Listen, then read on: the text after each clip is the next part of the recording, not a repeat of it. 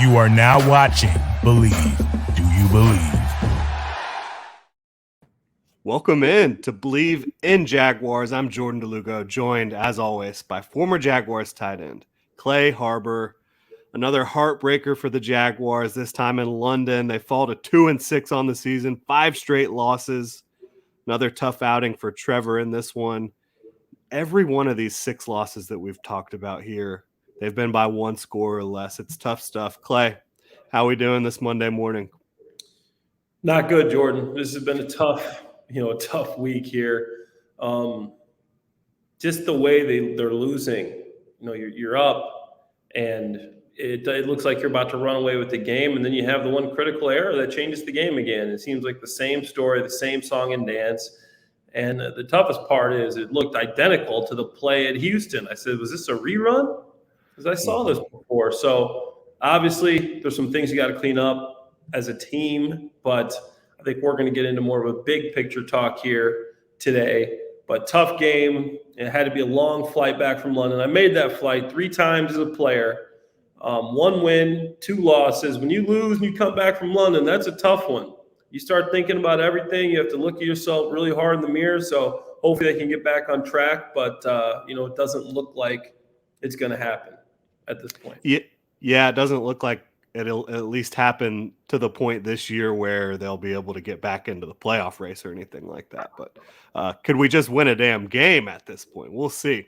But yeah, we are going to talk some more bigger picture stuff today because I think just going over the same in-game storylines every week, starting to feel a little bit stale when you talk about this Jaguars team. So we'll take more of a macro look at this thing today. We've also got the trade deadline coming up Tuesday at 4 p.m. Eastern time. So we'll talk about that as well, see if the Jaguars might potentially be in on any more trades after trading James Robinson, obviously, last week.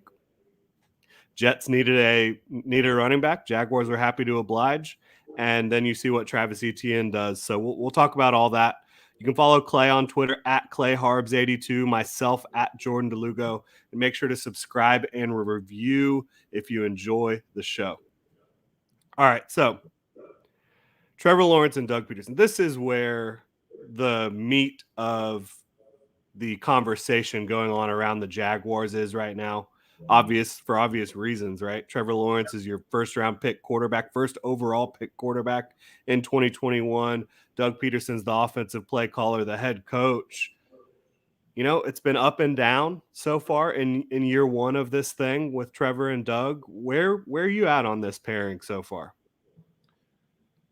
I'll be honest. Trevor hasn't looked good these past couple weeks, and he keeps making these mistakes, these game-altering mistakes.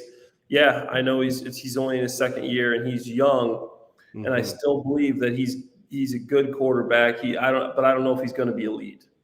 I don't know if he keeps making these errors, if you keep making these mental lapses, if your judgment you're not improving. You got to show me some improvement, some progression, and he's not showing that. And he's making the same plays over and over again. And Doug Peterson, I love him as a head coach, but sometimes some of the calls are baffling to me. You're at the 1-yard line, it's 1st and goal. You run the ball in. I know you're calling plays like you have an elite quarterback that you can trust to make the right decision. And obviously right now, he's not making those decisions. If he's not making those decisions, you've seen what happened in Houston. You have to know that there's a possibility that could happen. He could throw an interception when you got all the momentum. I know you want to give him an opportunity, throw the ball in. It looks good in the stat book. It looked good in the in the rerun. You got another passing touchdown, but he hasn't proven that he can do that right now, and you cost yourself a game. And the difference between 3 and 5 and 2 and 6 is big. I mean, right now you're pretty much putting yourself. I mean, you're dead to rights unless you just pull out a miraculous run for the playoffs. So I just use that as an example of why Doug, his play calling has been interesting. He ran the ball more. We've been calling for it. I mean, it was a balanced game. And after that interception in the red zone, in the goal line, you could see that Trevor Lawrence, to me, looked like he wasn't as confident. He wasn't as confident he was before that play. And usually he's been able to come back and then start slinging the ball right away. But I say all that to say that Doug needs to really work on his play calling. And he wants to call a game a certain way, but I'm not sure he has the personnel to do that. So I like Doug. Obviously I don't want to say, hey, after 8 games, we got to get rid of Doug. But you're 2-6. Trevor Lawrence has regressed. He was looking good early. He's regressed. And obviously you got faith in Trevor, number 1 overall pick. But it's concerning. It's very concerning. Yeah, so I agree on some of those points. I do think right now there's a disconnect between the way Doug and even Mike Caldwell on the defensive side of the ball are calling games and the talent level or the performance level of the players on the team. Doug is calling it, like you said, as if he has Peyton Manning or name superstar quarterback in the backfield right now slinging the rock, and that's just not where Trevor Lawrence is right now. We're well aware of that. And so it's not only Trevor making the same mistake, it's Doug making the same mistake, putting him in the same position. When you're talking specifically about that goal line play that was so reminiscent of what you saw in Houston. And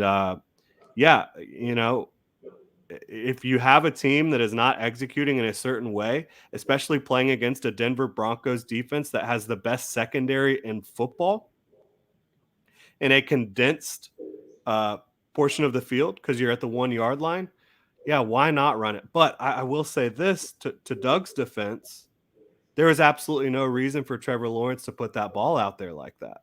That play is supposed to be an easy play to not have a big mistake on because you're either throwing it to the open man, and if there's not an open man, you can just throw it out of bounds.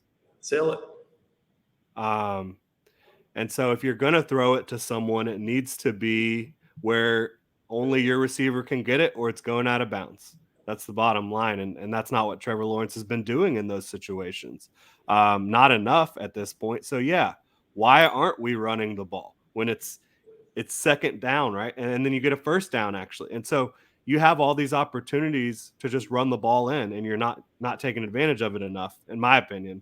But it is what it is in terms of where Trevor Lawrence is at. And when you say he's not progressing, I think in reality it's that he's not progressing fast enough. For a lot of people to be getting excited about it. Because you have seen progress throughout the 2022 season from Trevor Lawrence. But progression isn't always a steady line, right? Sometimes progression, you get better, then you plateau, you get better, then you plateau. Maybe you take a step backwards, which I think certainly yesterday's performance was a step backwards for Trevor Lawrence. Those 2 interceptions were unacceptable. But overall, I still have a lot of confidence in where this thing is going to be with Doug and with Trevor. Because I will say this about Doug.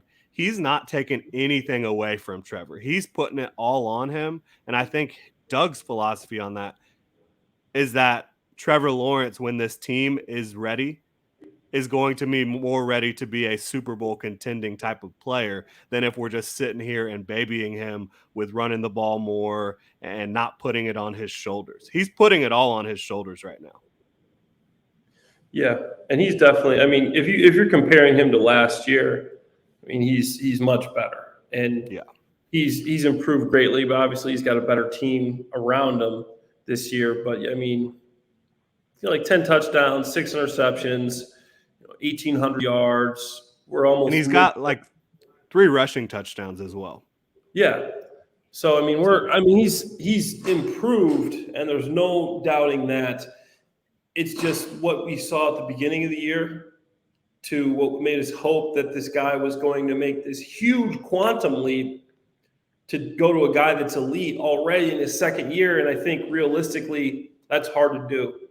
So I think especially when year 1 was so bad. I don't think anything positive came of it from Trevor Lawrence's perspective. I really don't. No, it's difficult. And now you're starting to see a run game around him. Obviously you brought in some receivers with Kirk, and I still think everybody sees it that you need a big time number one receiver. But I mean, you paid Christian Kirk all that money. I mean, how much more money can you put into the receiver room? Yeah, Unless and you're paying Zay as well, not as much, but you're paying him $8 million per year as well. So that's $24 million between two receivers. You got to look at the numbers there. I know Duvall wants a big time. We need a big receiver. When you paid Christian Kirk what you paid him, you were saying this guy is your number one receiver. And then you paid Zay Jones saying this guy is your number two receiver. And Marvin Jones, I don't know what his contract, how many years are left on Marvin's deal. He's done after this year. Yeah, so you're going to bring in another receiver, but I'm not sure it's going to be a big name guy. And if you look at free agency, there are none. There's no big name stud receivers out there in free agency like there were last year. So this year, next year, you're not going to see Trevor Lawrence, coming here with somebody like A.J. Brown, like the Philadelphia Eagles were able to get, unless it's via a trade like the Eagles did, or via, some other route like that, the draft maybe. Mm-hmm. But as far as just straight up free agency, you're not going to happen. So this is what Trevor has. You're saying, he needs a big receiver in the red zone. He's probably not going to get that. You could possibly do a trade during the draft, but you got to realize what you got in your roster. This is who he's throwing the ball to. Evan Ingram's stepping up as a tight end. Obviously, he's a free agent after the year. Maybe you go after a big-time tight end. But offensive line is one of the best in the league in pass protection. He's getting time to throw.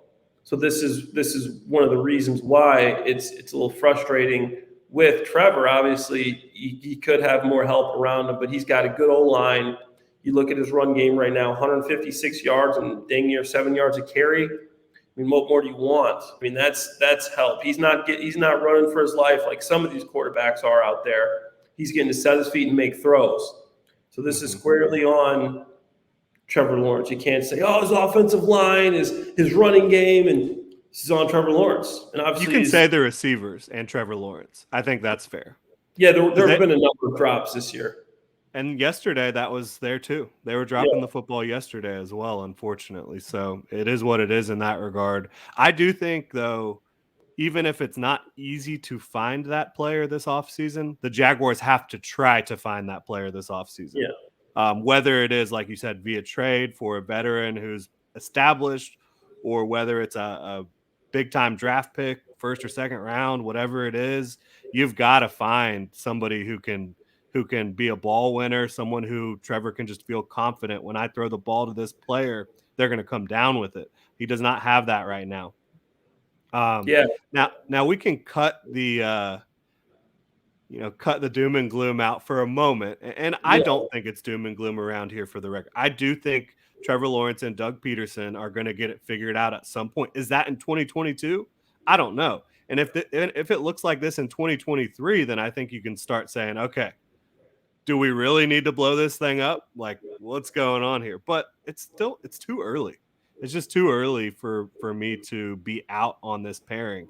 But positive look at this thing. Travis Etienne. How many running backs would you want in the NFL right now if you had to step on the field and play a game tomorrow more than Travis Etienne? That's the good news. If I was doing a good news, bad news situation, the good news is I think you found an absolute superstar, game-breaking running back that can catch the football, that's fast, that's quick, that can do everything you want him to do. And he's even running with some power. Travis Etienne, in my opinion, right now is a top 5 running back. And I wouldn't be surprised if next season he comes back and he's the best running back in the league. That's how good Travis Etienne is. That is the good news for the Jaguars. Obviously, the bad news is you need some help on this team, and next year you're going to be strapped with the salary cap. You made a bunch of big signings this year. A lot of guys you're stuck with. If you want to get rid of them, I'm sorry, you're stuck with them. The salary cap's going to be 2021 guys are the ones you might be able to ship off this year. Yes, there are some of those you can save some cap space by that, but Travis Etienne to me looks like a bona fide superstar, and I think he will be for a number of years in this league. He does, and what was so impressive to me yesterday was not necessarily just him running the ball, which is always impressive. Like, it always looks good when the ball is in his hand for the most part. It was all right, James Robinson's gone. It's all on me now. And I have to be able to get the job done in pass protection. I have to make sure I'm catching these passes out of the backfield. I have to make sure I'm doing everything the right way. And I think he did that in a big way in his first official game as the Jaguars' go-to back. Um, and I think that's the most impressive because you had seen some inconsistencies from him in the pass catching department, with ball security, with pass protection. So for him to clean all those up in 1 week when he knows he has to because James is gone now, I was impressed by that. Yeah, he knew the game was going to be squarely on his shoulders, and he handled it. And he stepped up, and he had a heck of a game. He showed he can do that. He could be a guy that gets all those carries and still run like he was running his first carry. So you love to see it. A lot of guys might slow down. End of the game, you're getting 20 plus carries. It's hard to do. Not him. He played through it. He played well, and very impressed with ETN. Yeah. So now we're going to keep talking about the offense a little bit here, but I'm going to switch gears and we're going to talk about the right tackle spot because, like I said, we have the trade deadline coming up tomorrow, Tuesday, November 1st at 4 p.m. Eastern time. I'm really curious about what you think about how do the Jaguars handle the Jawan Taylor / Walker Little situation? Because the way I look at it, just before I get into what I think they should do, if you're not going to re-sign Jawan Taylor following this season because his contract is expiring, right? If you're not going to re-sign him, why wouldn't you trade him right now? Yeah, the season. So this is when you would make a trade because you only have him for the rest of the year. If you're not making the playoffs, and I'm sorry, Duval, Jaguars are probably not making the playoffs this year. What's the point of keeping this guy if you don't have the cash? You're not re-signing him. He's played himself into a pretty nice deal. You have Walker Little, who competed all training camp and by all accounts had a solid camp, but Jawan Taylor just beat him out. So trade Jawan Taylor. There's a number of teams that would love to have a right tackle. A lot of teams that are missing a guy that need some protection for this playoff run, as well as guys that might have teams that might have a little extra money to pay him next year. So I think you put some feelers out, and I'll even throw in a name that you might not like, but about Josh Allen. What has he been doing? I was going to bring him up next too when we shifted to the defensive side of the ball. Oh, But yeah, sorry. that's absolutely. Or I jumped the gun. Yeah. The gun a little bit, but absolutely, I think you start calling some people for Jawan Taylor before we get to defense, and you see what's out there. There is a premium for offensive tackles in this league. He's proven that he can play. So see what you can do. See what you can get for him. Yeah, and now I absolutely would be trying to do that. But if I was inside the Jaguars organization and our general belief was that we did want to bring Jawan back, that we do feel confident that if we pay him this much, he's going to continue to produce at this level, even though he won't be in a contract year and have all this extra motivation built in. If I was in that boat, if that's the general feeling inside the building, then I'd be looking to trade Walker Little. Because what's the point of having a second-round draft pick who looks like he can start a lot of places and not using him? So that's where I'd be. I'd be looking to trade whoever is not in my long-term plans starting at right tackle. I'd be trading that person. For me, I prefer to roll with the Walker Little route because he's younger, he's cheaper, and I think overall he has a higher ceiling than Jawan Taylor does. But either way, I think you should be looking to move one of those players. Yeah, I think you're right there. And Walker Little, especially with the cap coming up, and you need some positions to fix. I think he's a guy that really makes Jawan Taylor expendable. And obviously, you want at least 3 good tackles because at some point one of these guys is going to go down. But I think you're going to have to find one of those guys, a younger guy, for a bit cheaper. So I agree with you. You already got Cam Robinson making a ton of money on the other side. You can't pay a premium for another offensive lineman with the cap situation you're in. So they're paying Brandon Sheriff right next to Jawan as well. So that would be your third high-priced offensive lineman. And I think the way Jawan's playing, he's going to be demanding Cam Robinson money. Oh, he's been playing great. So he will definitely be wanting to get paid. And I think there'll be a market for him. I think there'll be a market for him, and he's going to he's going to get paid because that position is such a tricky position in this league. And you look at the film this year, he's done a good job of keeping Trevor Lawrence upright. Yeah. Now, you mentioned Josh Allen. Let's talk about that defensive side of the ball. We can talk about the trade rumors to start with. There's been rumors that teams have called the Jaguars about Josh Allen's services and that they denied a first-round pick is a rumor that I've heard. I have not confirmed that. I cannot confirm that, but that's the rumor I heard. Where do you stand on Josh Allen and what you would do about that situation? Well, I like Josh Allen. He's a very likable guy, but I mean, he's not changing. He's supposed to be the leader of your defense. He's not really, changing games right now. I'm not seeing Josh Allen changing games. In the end of the game, there you have the 80-yard drive, the 98-yard drive. Yeah, I didn't see Josh Allen anywhere, and obviously a lot of those, aren't necessarily his fault. But I don't see this guy changing games. So, what are you gonna do? Are you gonna try to franchise him, pick up an option? Like, what's the situation with the cap here? And if you don't see him in your future plans, you can get something for him. Obviously, like we said, this year, it doesn't look like you're going to make the playoffs. I'm sorry, Duval. The playoffs are out of the question right now. Unless you roll off 3 straight, then we can start talking about the playoffs again, and we'll start using that word. Playoffs? Playoffs? We can't win a game. You're talking about playoffs? No. Thank you for that. We got beautiful to set this roster up for the future. Travis Etienne, Trevor Lawrence, you got to give them more weapons. And I think trading Josh Allen would be a way to do that. Yeah, I've been pretty steadfast in the idea that I think trading Josh Allen would be a mistake unless it's like for multiple first-round picks. Until yesterday when I started looking at Tankathon, because we're about at that point in the season where you start looking at the draft order. And the Jaguars, the way they're playing, where they are in the standings right now, they're like in line to probably have a top 5 pick again this year, maybe even higher than that. If you're able to trade Josh Allen for a first-round pick, a high first-round pick, trade him to a team that's not great, which that might be hard to do because teams that aren't great usually aren't buyers, right? You'd probably be trading him to a contender. So that complicates things further. But if you were able to get a big-time first-round pick or even any first-round pick for Josh Allen, and you go out and get a premium edge rusher at the top of the draft, and that's a player you're not going to have to pay for 4 years, 5 years. Yeah.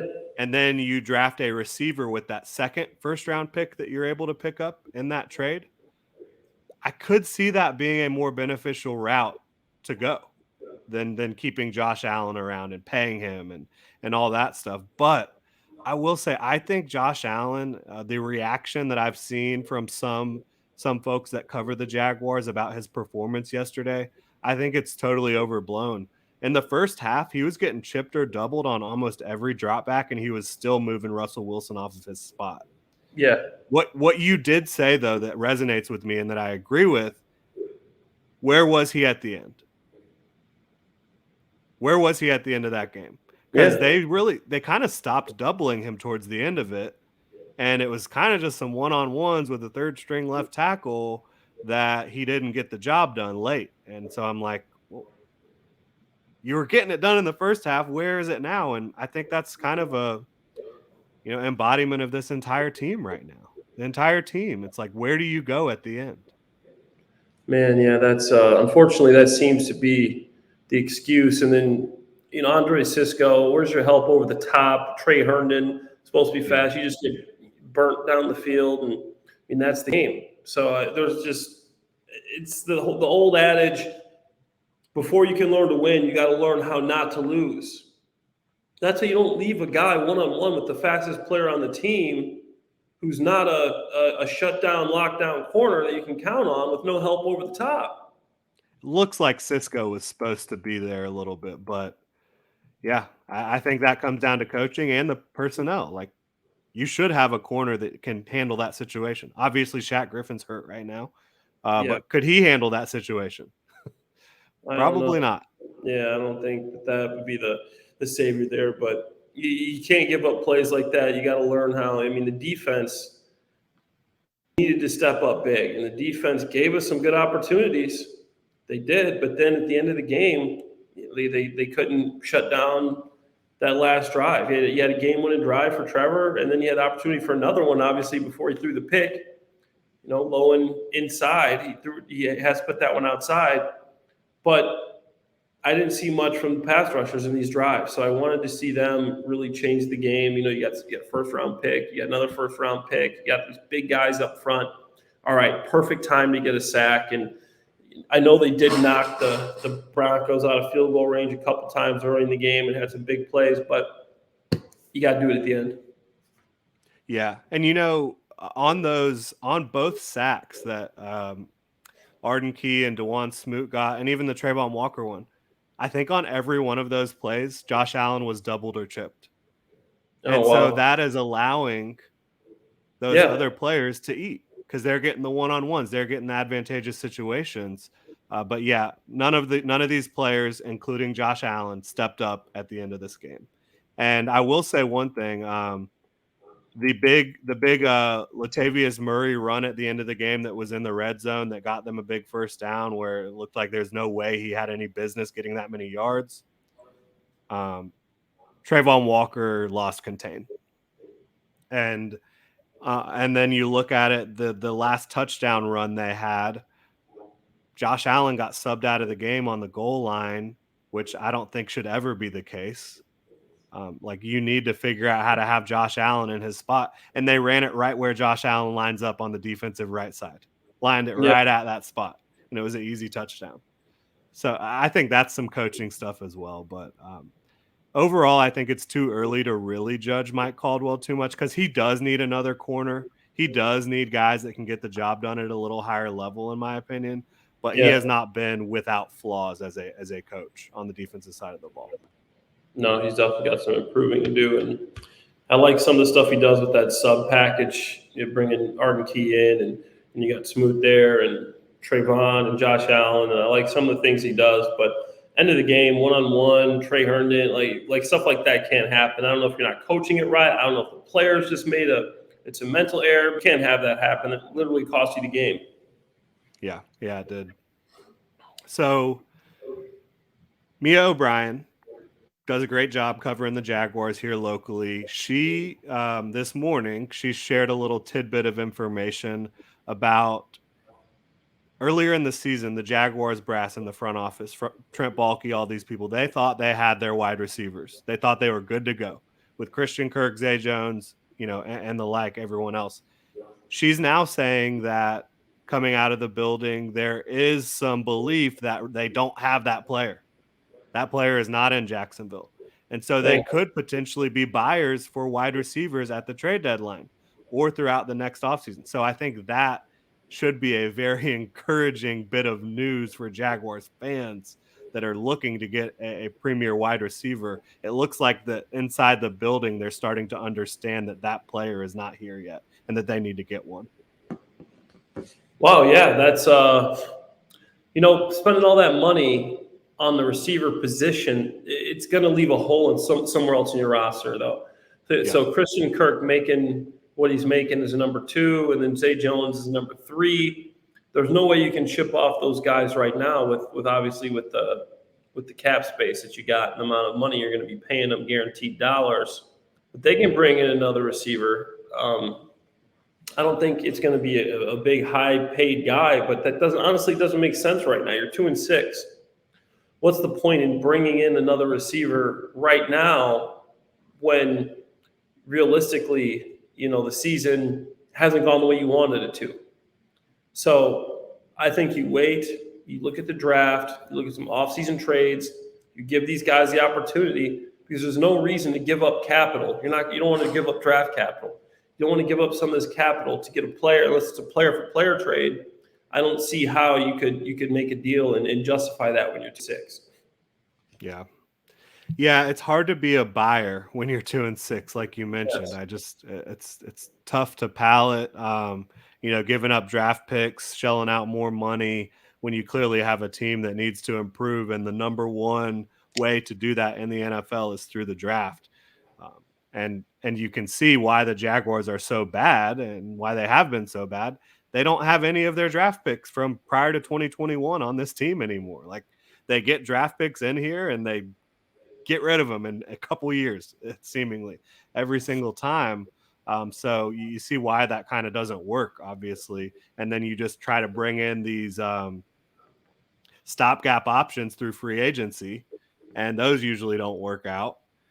So yeah, it's a tough situation they're in, and I think it all stems back to not hitting on draft picks and not maintaining those relationships with those draft picks. So that's a complete organizational failure in that regard. But yeah, when it comes to these wide receivers that they could potentially trade for before the trade deadline tomorrow, I mean, you see Chase Claypool's name out there. I definitely think he would bring a skill set that they don't have, but is he a number one? I don't think so. He would be the Jaguars' most talented pass catcher by far. I would give him that. And what do you give up for a Chase Claypool? Is it a third round pick? Is it a fourth round pick? If you're talking about that, I might be interested in doing it. Yeah. And just giving Trevor Lawrence somebody who can go win 50-50 balls at times, and just someone who's an elite athlete to have on this offense for the rest of the year and try to get something going.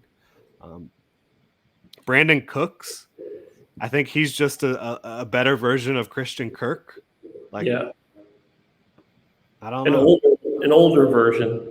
Yeah, I mean, he's a vet. I love Brandon Cooks, and I think he would make Trevor Lawrence's life a lot easier. But yeah, he's up there. I mean, how many years? That guy's been in the league since, yeah, he's 29. Oh, he just turned 29. It seems like he's been around for longer. And I think the reason is because he's been traded so much, A. Yeah. And B, he started producing as soon as he got in the league at a really high level. Yeah. Like, he's been a 1,000-yard receiver like clockwork. Yeah, it feels like this guy's been in the league forever. Yeah. I mean, he traded from New Orleans to New England to Los Angeles to Houston. Like, he's been around. So I get what you're saying. But, do I think Brandon Cooks is going to magically help or make Trevor Lawrence stop making these mistakes? No, but I do think he would make your offense a lot better. I think Chase Claypool would make your offense a lot better. But I'm looking at all these guys that could be available via trade before tomorrow's deadline. Are they putting this offense over the top? I think that's the ultimate question. And then where they fit in long term, I think, is the more important question, because like we stated, unfortunately, you're not making a run this year at this point unless you roll off 3 straight, and we can realistically start saying, hey, they went on a 3-game winning streak, which is very possible. Doesn't seem likely in the direction they're trending right now, but it's possible. And they are right there. You have to admit it is possible. It is possible. They've lost all these one-possession games, and honestly, I'll go as far to say one single play has lost. You look at the interception. You look at Philly, fumbles. You look at the Giants, fumble going into the end zone. These are games that were lost in one play. That's what's so frustrating. One single play, you can argue, would have changed this game against the Broncos. You run a touchdown instead of throwing the interception. This team is one of the worst offenses in the league before yesterday. That team's going to crumble, and you're going to run away with it. You get up 14-0. Yeah, you get up 14-0. You have I don't know the yardage totals, but they didn't have anything going, and the Jaguars were moving the ball, the momentum. It took the air completely out of the Jaguars, and it breathed life right into the Broncos. And you saw Russell Wilson start coming to life, and they start making plays, one play. So it is possible that they go on a streak, but right now it's the same old story. It is that one play, and the only thing you can say for certain, there's going to be one play, 2 plays are going to change the game, and the Jaguars are going to lose because of it. Yeah. That's how it's been going. 5 straight weeks. Yeah. It's tough to stomach. It really is. And I feel for all the other Jaguars fans out there. We're here with you. We're going through it as well. But yeah, so basically it's a tough situation, but looking at what we've talked about here today, I think we both feel like it is not time to pull the plug or time to quit or panic on Doug and Trevor at all. Obviously, you need to improve. We know that, but progression is not, like I said, it is not a straight line. There's bumps and there's craters and there all these different things, and I just think this society that we live in these days, instant gratification, quarterbacks need to be great immediately. That's just not the way it normally works. Like you No. look at Jalen Hurts and the way he's playing this year, he had a ton of struggles last year and the year before. And then you find the right pieces, you get in the right situation, and you develop. And I think that's what you need to see happen in Jacksonville, but you're just not there yet. Um, and then looking at these trade situations we talked about, should you move on from Josh Allen? Maybe if you can get first or a first plus, maybe. Yeah. Because I think that gives you opportunity, like we mentioned, to go replace Josh Allen and maybe upgrade over him and upgrade the receiver room in a big way. So, and the Jawan Taylor / Walker Little, we both think whichever one you're not going to keep, try to trade that one, get some value, get some capital from him. So that's pretty much where we're at, right? That's it. That's where we're at, guys. So yeah, appreciate everyone for tuning in. That's going to do it for us here today. I'm sure we'll check back later in the week. We'll try to get together again. I know our schedules have been a little wonky lately, but we will try to get back after. We'll see if they do anything at the trade deadline and kind of plan out the rest of the week from there. Yeah. But we'll try to get back with y'all later in the week. And reminder to follow Clay on Twitter at ClayHarbs82, myself at Jordan DeLugo, and subscribe and review wherever you listen to your podcast. You can also check out the show on the GenJag YouTube channel if you want to watch the video format. We really appreciate all y'all for tuning in. Yeah, and Thank win or Clay, lose a special before. treat for me. Yeah. I thought you forgot about us, Jordan. I got you. But win or lose, obviously we're 2-6. We still got to hit them with a duo. Beautiful. It's not been pretty around here, but I think we can all still come together as a community and make the most of what has been a really disappointing football season so far for the Jags.